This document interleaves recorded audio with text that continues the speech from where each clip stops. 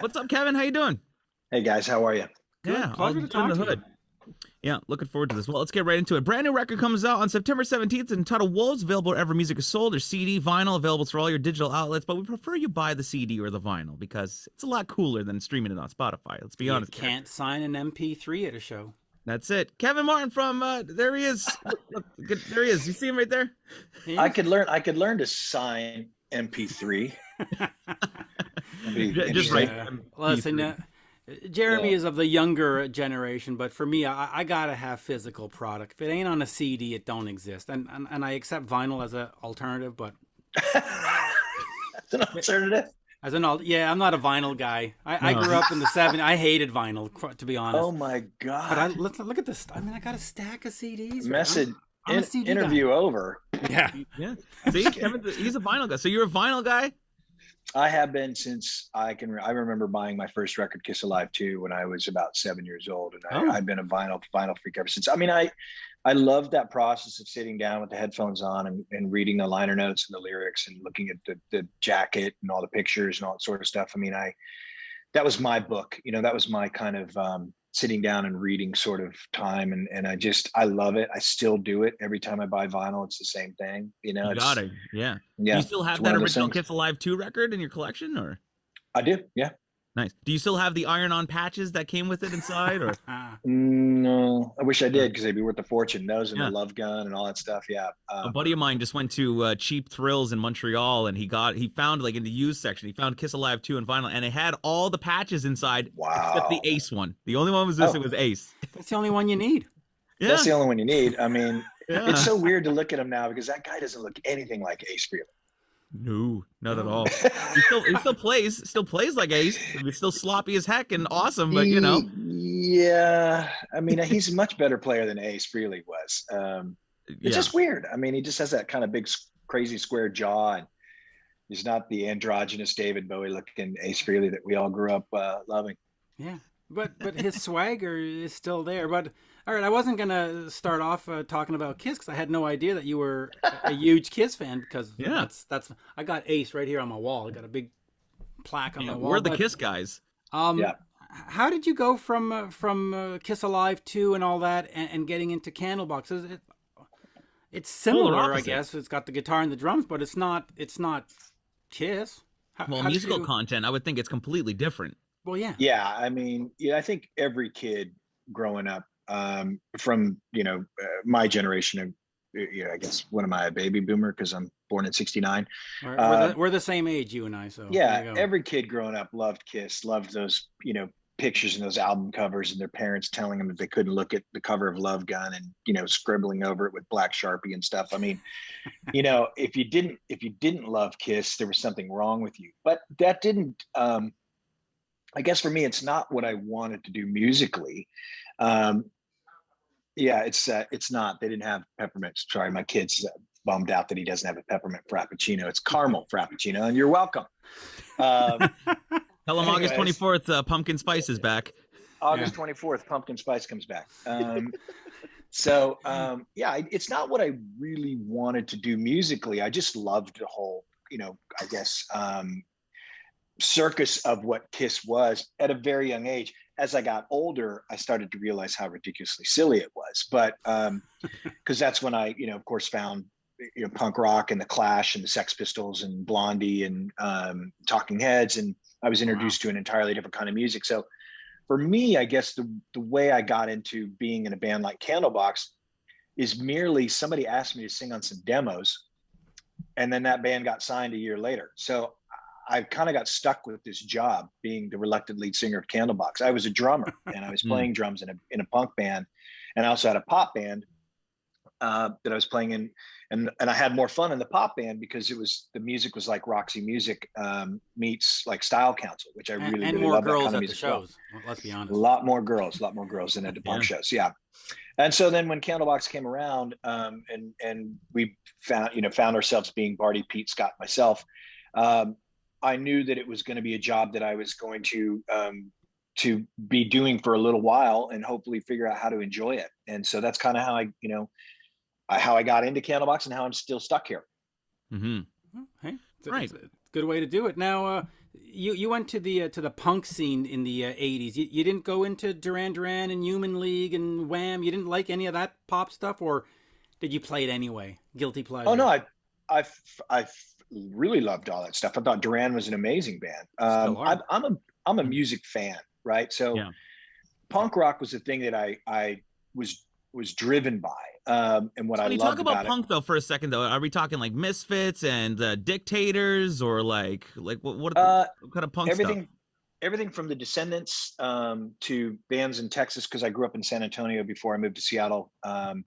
So there was a really great movement in Texas, bands called Fearless Iranians from Hell, Marching Plague. I love the Big Boys. I love the Butthole Surfers, Dead Kennedys, Black Mm. Flag, Germs, Minor Threat, the Meatmen, the Minutemen. I mean, I listened to everything. Mm. It was the kind of music that I was a skateboarder, right? So Mm. that's kind of what drove me, and I loved playing drums to that kind of music. You know, it just was so kind of free and not restrained and restricted, and so that's why I loved it. And then when I moved to Seattle in 1984, it was an entirely different world musically.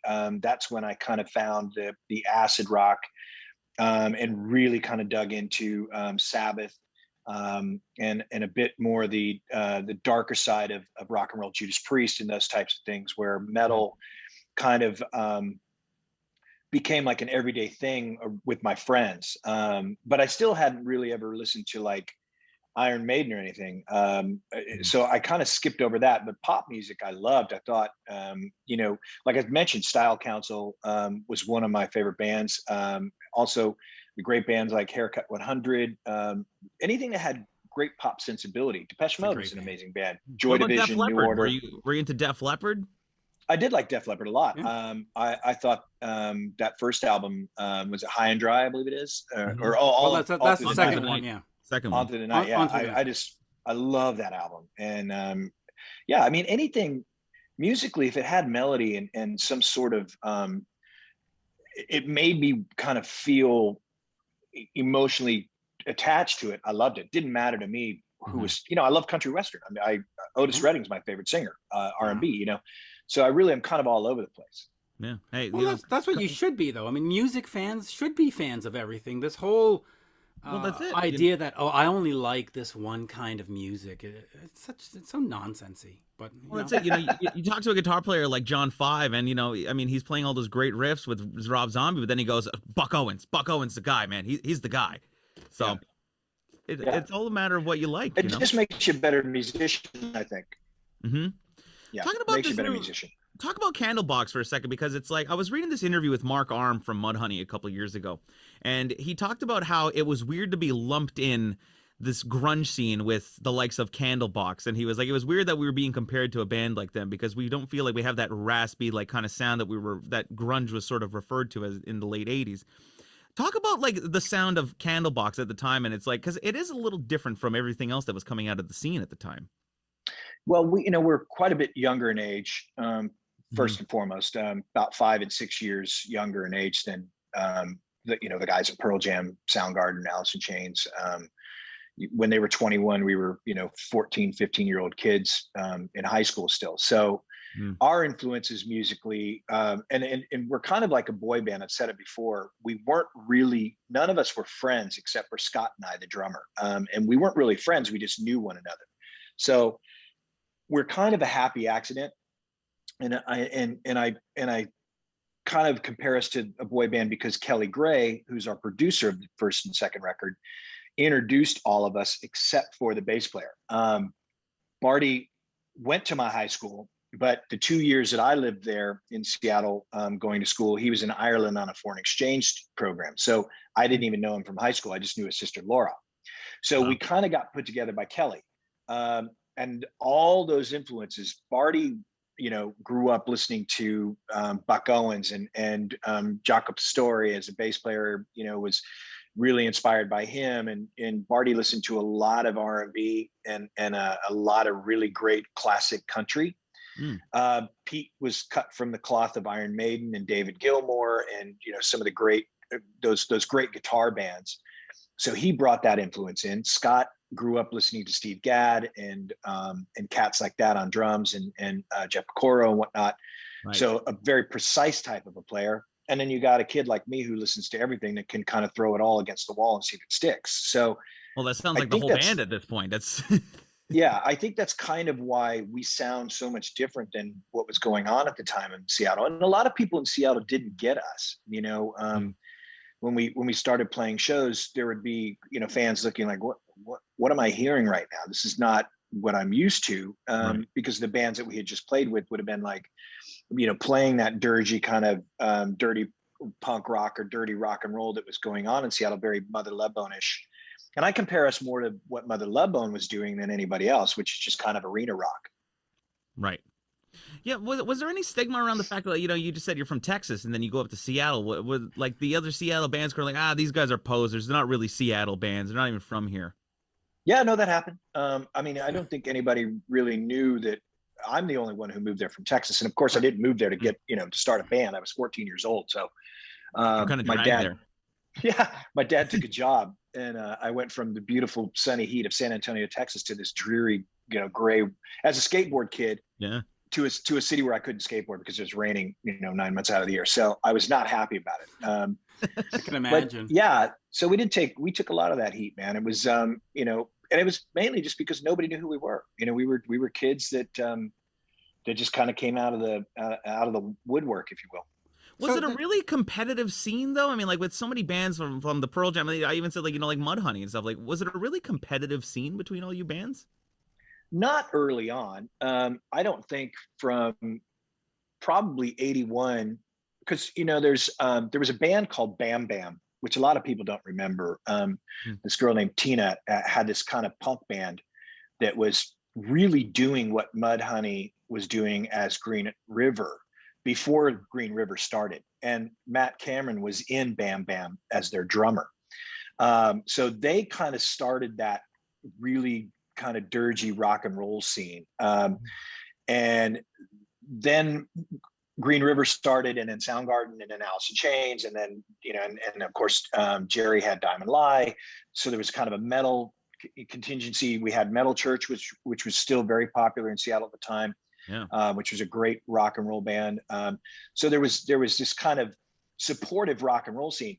It wasn't until everybody started coming to Seattle to try and sign bands that it became super, super competitive. And that was just, you know, insecurities and egos, you know, fighting for attention. Yeah, there were a lot of bands that wouldn't play with us, that wouldn't do shows with us, that, you know, that talked a lot of shit about us. And then once we started, you know, gaining a lot of traction, they're like, hey, we'd love to tour with you and open for you. So, I mean, the story, you know, yeah, it happens all the time like that. You know? Let me just ask you about this, about that first album, because you said that you were sort of a happy accident. It comes out, it goes up to number 7 on Billboard's Hot 100, 4 times platinum. How important was Kelly Gray? Because Kelly, of course, went on to play with Queensryche. How much of an influence did he have as a producer to sort of take you 4 guys that were sort of a happy accident and stitch you into a unit and make this album? Because top 10 first album is quite an achievement. Yeah. Thank you. Yeah, it's impressive. Yeah, and I don't take that for granted at all. I mean, it's really, I pinch myself every day. Kelly wasn't really instrumental in who we became as a band by the time we made the record. What Kelly was instrumental in doing was really helping us focus on the main songs on the record that he felt were the singles. You know, which I think is what a good producer does, is says, okay, you have 12 tracks. These 8 are fine. These 4, let's focus on. Let's make sure that that we're in tune with these, and that we kind of, you know, polish these pretty well. So I guess, and Kelly, you know, I don't know if you know this, but Kelly was in a band back in the 80s called Realm, which was Jeff Tate's first band, or Myth, I think it was. But Myth, because they have some demos on one of their box sets. Yeah. Now Kelly was like that dude already. But you know, I guess the main thing that Kelly was instrumental about was just the tone of the album. His like producing, the drum sound, the engineering. everything. I mean, it's Kelly has these magical ears, and Yeah. really just he dialed. And I don't know if you guys know this either, but Far Behind and You, both of those songs are from our original demo tape. Those aren't re-records that we did when we did the record. Those came from a demo tape that we recorded on Easter Sunday of 1992, and we needed that demo tape in order to get gigs in Seattle. So those come from the demo tape, and we mastered them to match the album. So we were already in that kind of headspace as a band, Wow. prior to making the record. I got to say, when you hear that, it's even more impressive that it made it to top 10, because, here's a band where you've produced a couple of songs by yourself, and you get I'm surprised the record company or the label didn't come to you and say, you got to re-record this, you got to slick it up. It's quite an achievement. Oh, they did that, but Okay. when we tried to re-record them, they realized that the originals were better. So they said, it's got that let's heart go, and soul. let's go with those vibe. demos, because I mean, that's, when you're in, and Kelly produced our first demo tape too. So, and we did that at Bob Lang Studio, which was, another place that's where Foo Fighters did their first record as well. So Seattle's got, it's got amazing studios to record in. You got to have the right producer and the right engineering and the right equipment to make those records sound the way they do. And that's kind of why Kelly's was instrumental in why that record sounds so good. Well, let's move over to 2021 now, because you're kind of like you're like the sole survivor of Candlebox at this point. You got all these new guys that have, Brian's been in since like 2016 or something. You record this new album at Henson Studios, the iconic, legendary Henson Studios. We were just listening to the record before we hopped on here, and just to hear it again, because it's great. Sounded great. That was the it first thing I really pointed out sounded was great. The production is phenomenal. It sounds fantastic. Yeah, and Thank you. that song, there's a bunch of great songs, but the one that came out as a single, "Let Me Down Easy," is really good. I mean, it's Thank you. Yeah, Yeah. really good. Thank you. Yeah, we're not the most prolific band. Obviously, we only have 7 records in an illustrious 28-year career. But It's more than Guns N' Roses. No? Exactly. We just take our time. We don't make records until we're ready. I needed to. Adam, my bass player, has been playing with me since 2000. I had another band called Kevin Martin and the High Watts. Adam was in that band with me. So I have had this bass player that's been playing with me now, almost 20 years, which I love to death. Adam is my go-to when it comes to music and when we're ready to do stuff. And he's always been the first person to say, yeah, let's not do that yet, which I love. So I really had to, when it came time to make a new record, I had to make sure that with Dave, Adam, Brian, and Island, that we were gelling musically before recording. And that only came after that last tour we did in the summer of 2019. So I really was like, okay, we're ready. I said to Amy, I said, give us 2 weeks at Henson. We're going to knock this record out in 2 weeks. What happened in the process of those 2 weeks was I felt that lyrically and melodically what I was working with wasn't strong enough. So I took the record and I spent 3 months with it, working on those lyrics and melodies, and sang the vocals on it in January of 2020. The record was mixed and mastered in February and ready to go to come out last August. So I've been sitting on this record come 19th of August this year, I'll be sitting on this record for 2 years. Wow. When you sit on a record for that long, do you listen to it every so often and go, if we just went back and added a part, or if we just switch, like, did you get that sort of crazy genius thing? Yeah. Yeah, but you don't do that. I mean, there are bands that will do that. I'm not that musician. The way I look at it is we got it right the first time. That's why we did it. And that's because I'm a perfectionist, and I think the guys in the band are the same way, and they'll tell you the same thing. If you interview them, they would say Kevin's a hard ass in the studio and he wants what he wants, and we didn't walk away from it until we felt we were right with it, and that's kind of where I come from. There's a song on this record that I'm absolutely obsessed with, and I'm bummed that it's not going to be a single, because it doesn't feel like a single, and it shouldn't be a single, but I really wish it was. So we're just going to play it live instead, and maybe it gets some traction and becomes a single. I don't know. But, those are the things that I find myself second guessing about is, God, I should have Yeah, should have just done this, throw up should have. a lyric video on YouTube, and if it catches, then you go, hey, look at that, got Yeah. a single. Exactly. Exactly. You can cheat in today's market, which is fantastic. Since you've changed a lot of the members, talk to me just real quick about the importance of brand over band, because you've got this band right now, and in 5 years from now, you might change them again. It's very possible, but you'll always be Candlebox. How important is to have that band and not be the Kevin Martin band? Well, Candlebox was always, A collective? it was always more, it's the saying, the sum of its parts and not the whole.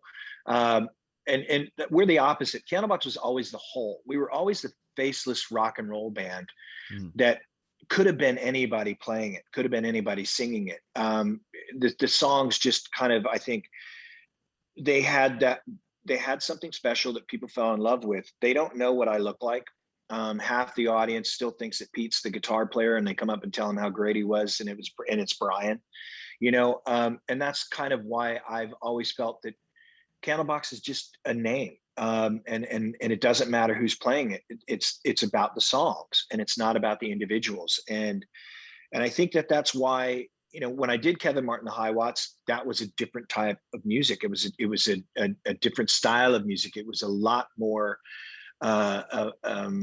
I guess there was a lot more freedom to what I did with the High Watts. With Candlebox, I know that there are specifics that I need to stick to.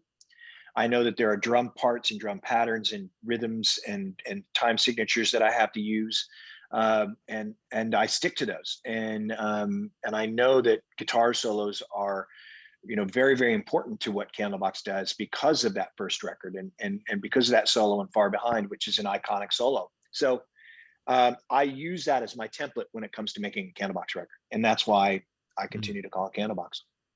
Right. Plus, you deserve to call it Candlebox. You worked hard for it, so. No, thank you. Yeah. Well, a lot of people disagree with you, but a lot of people are stupid.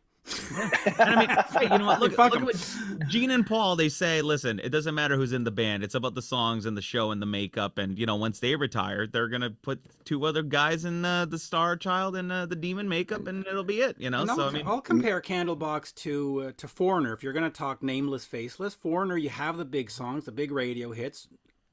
People don't know when they go to a show that they're not getting original members, but so what? The songs are still they're there great. to hear the music. Yeah, they're here. Yeah. They're there to hear the songs. Yeah, and that's all that matters. I tweeted this thing last night. I said, name a band that should have been bigger than they are/were, and Corey Vance wrote back Candlebox. So I thought that was that was nice, perfect for today. Just real quick, you took a little detour with the Gracious Few and the guys from Live, and you sort of formed this super group, for the lack of a better word. Was that a one-off? Is that something that you want to keep doing? Is that, there'll be another Gracious Few album, soon? Or is it just like, it happened, it was good, and whatever? Oh, I'd love to. I mean, I think the guys would love to as well. It's really about scheduling and timing for everybody. I mean, they're all pretty busy. They have a company called UFD, which is a United Fiber and Data company, which they're installing fiber optics and stuff on the East Coast. So they have a business outside of their band. Wait a minute. So wait, hold on. The guys from Live are like the cable guy? Yeah. Well, they own the company. I don't know if they're the ones laying the cable, but that's kind of cool. They own the company. Yeah. So they started that business years ago, and wow. I mean, we all kind of find something that we can do outside of our rock and roll lifestyles that we know that when we retire is going to pay the bills. But so it's a matter of whether they have time and whether I'm not doing something Candlebox. I also have a project with Morgan Rose called Le Projet, which I love, which I would love to do some more music with him. Morgan Rose, of course, the drummer for Seven Dust, which is, one of my favorite bands and one of my favorite human beings in general. So, I mean, I just try to keep myself busy and focused and doing things that I love and musically keep me interested. But right now, Candlebox is my true love, and I'm really loving this record, and I'm so excited for it to come out in September, and people actually have a chance to hear more than just All Downhill From Here, My Weakness, and Nothing Let Me Down Easy. Yeah, because the record sounds great, and like I said, recorded at Henson Studios. What made you want to go record at Henson out of all the studios you could have possibly gone to? It's an amazing studio. It sounds unbelievable.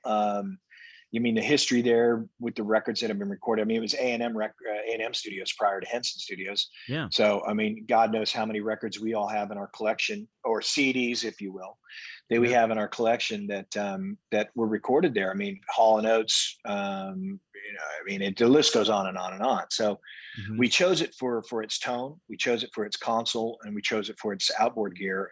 We wanted a very crisp sounding contemporary classic record, and that's kind of what we got. Did you happen to run into Justin Bieber in the hallways at all? No, but Greta Van Fleet was there at the same time cool. as us, and John Mayer. So yeah, I mean, it's one of those great studios where you come across those people that are there working, and everybody's of course genuine and kind, and hey man, what's going on? Should I come in and play a track? Like, yeah, come in and play. I mean, John Mayer's like, oh, I'll pop in. I was like, yeah, come in. He never did, but that would have been amazing to have John Mayer play solo on this record, you know? Yeah, totally. I want to ask you about one thing that's in the press release, and it's this line here, because I'm a huge Bryan Adams fan. It says, "My weakness is a love song that melds the honesty of Bryan Adams' Summer of '69 and the passion of Springsteen's Born to Run." I've never thought of either as a love song, to be honest. So, what?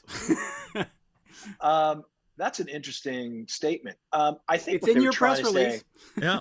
Yeah. Well, they interviewed me about, you know, what I wanted to say about the songs. What I mentioned was I love Bryan Adams. I love the Summer of '69. Keith I Scott, love Springsteen, man, greatest guitarist. Yeah, brilliant. And I love Springsteen's Born to Run. And what I was trying to combine in this song was the passion of both, and the love of both of those songs. There's an urgency to both songs too.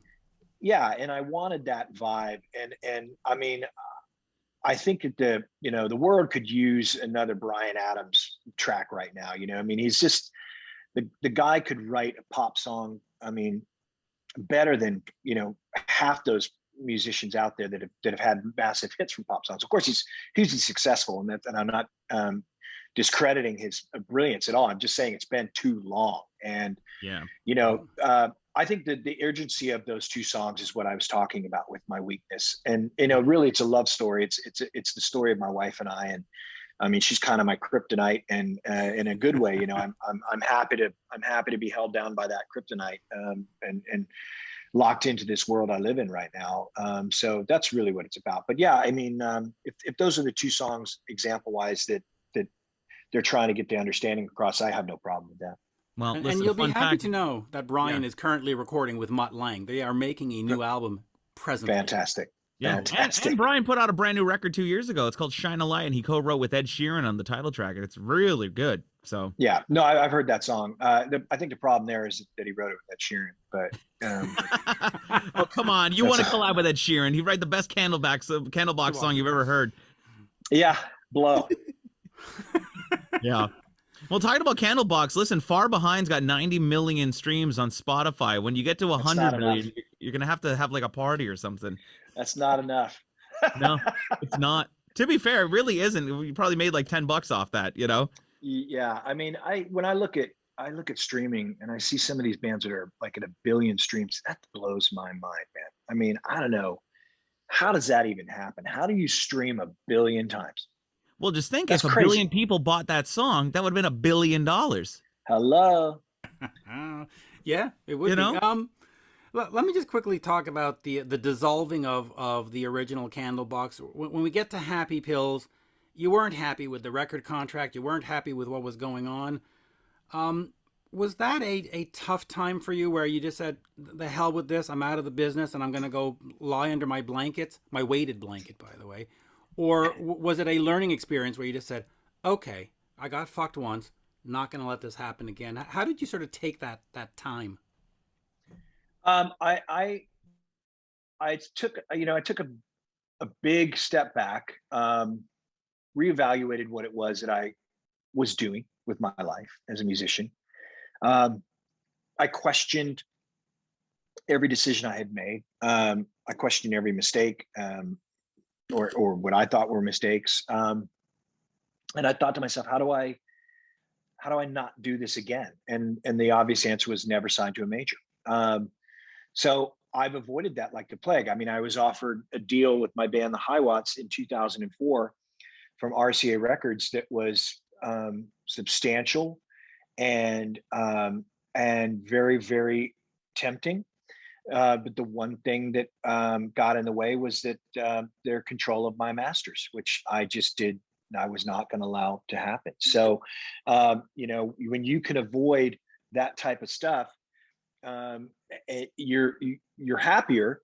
And I'm much happier than I ever was being signed to a major. The only downside is that you don't have major distribution, you don't have major dollars, and if you want to sell a million Marketing records, behind you got to spend a lot of money to sell a million records. And that's the only downside. But I'm much happier, and I get to tour when I want. I get to make records when I want, and I get to see Pete Barty and how I want, exactly. And I get to see the guys in my band, Pete, Barty, and Scott, the old, the original members, every 5 years or so, to get out and play some, we're putting the band back together shows, whatever. I mean, it's like whatever you want to call it, celebration shows, and I love that. I love seeing those guys, and I talk to them at least once a month. We don't hate one another. It's just they all have lives outside of Candlebox. Right. They found something to go to after they left the band in '98, and I'm happy for them that they're home with their children, living their lives and being productive humans. Yeah, I'm just going to follow up just real quick on that. Do you look at that time now in 2021 with bitterness, or do you look at it with like, no, that taught me something, and I'm glad it happened? Oh no, it's the greatest experience ever. I mean, I'm the person I am now because of that. I would have never met my wife if my life would be different. I wouldn't have my son Jasper if my life were different. I've always looked at life that way. Whatever comes my way, I will look directly straight down that barrel and roll with it. Right. Well, I guess that's all you can really do, right? Yeah. Can't change anything. No. Well, Kevin, you said it all, man. This is great. Brand new record, Wolves, September 17th, available at Music of Soul. Go buy the vinyl. So Kevin's very happy about that. Buy the CD, so Mitch is happy about that. And I just want you to hear the music. So do whatever you so please, as long as you buy it and support the new music, right? Can't sign Spotify, but are you guys going to be hitting the road? Are going to be doing some shows in support of this, or? Yeah. We start up on September 3rd in Rocklahoma. We go all the way through November 7th. We got the 2 reunion shows in Seattle for the 25th anniversary of Lucy. So and then we're going back out next spring and next summer. So we'll be out on this record for a good year. Are you nervous at all given the current situation, and you're seeing bands almost daily canceling shows? I mean, from Tesla to Korn to Fall Out Boy to just everybody. Yeah, no, we canceled a show in Arkansas because the promoter called and said, listen, I had 2 bands come through here 2 weeks ago, 2 weeks prior to that, and they both come down with COVID. I don't want you guys coming. We only have 20 ICU beds in Arkansas. We'll reschedule for next year. So it's happening. And we're all vaccinated, and we're hoping that everybody else gets vaccinated, but you can't force people to do that. You want them to, because this is our livelihood. We haven't had a job for 18 months. So we're all trying to stay healthy out there. But, some people just don't look at it that way, and that's their prerogative and their choice. Yeah. And it's funny. Totally. I was talking to one, there's AEG and Live Nation. I was talking to somebody who works for one of those, and I'm not going to get specific. And he said to me, I think it's going to be shut down by October.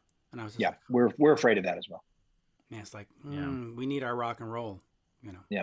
Well, people aren't going to, the thing is, you get vaccinated, you're still going to get sick. You're just not going to die. I just had a friend that passed away on Monday, actually, from COVID, which, I'm shocked. And a Florida kid, and I've known him since 1995. And I just was like, I cannot believe this, man. Why would you not get the vaccine? You're 38-year-old kid, and you're gone, and you left your business, your family, everything's gone for you, and I mean, it's just, it just makes me crazy that people just don't want to do this. I don't understand. Well, my condolences on your loss. That's terrible. Sorry to hear that. And you know what? Even with the vaccine, they're saying that 40% of people are still getting sick, and it's just like, Anyway, I mean, the vaccines, you're going to get sick. You're just not going to die, and it's like a flu shot. You may still get the flu, but you're not going to get deathly ill from it. I mean, it is what it is, and this is the world we live in. And by the way, we're going to keep seeing these kinds of viruses. So, I mean, for those of you who aren't getting vaccinated, for this one, maybe for the next weird, crazy, world-ending virus we get, you will. Yeah. Let's get back to the music for a second. Wolves, September 17th, and I try to stay away from the whole that politicizing. And I try to celebrate the music, and it's been great. And of course, since we're the same age, I grew up and I got to hear your stuff on the radio all the time, and it's an absolute pleasure to talk to you. Yeah. Thanks, before man. we go, favorite Kiss record? Oh, geez. Dynasty. I love Dynasty because it's so pop. Yes. I mean, Charisma is like one of my favorite songs, but I'd have to say Love Gun or Destroyer.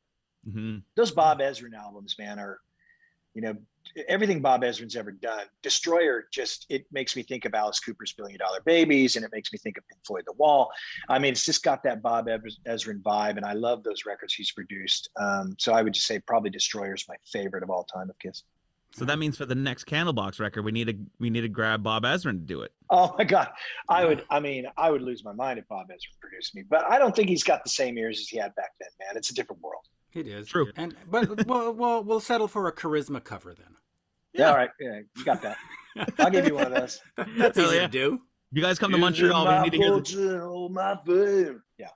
I love that song. That was the first album I ever purchased with my own money. Well, my mom's money, but my own money. Yeah. But it was, come on. It's a great album. Yeah. Anyway, thank you, sir. Thank you, Kevin. All right, Kevin, it was so great to chat and great to meet you. And we'll see you soon. Best of luck with this record. Thanks, guys. Take care. All right.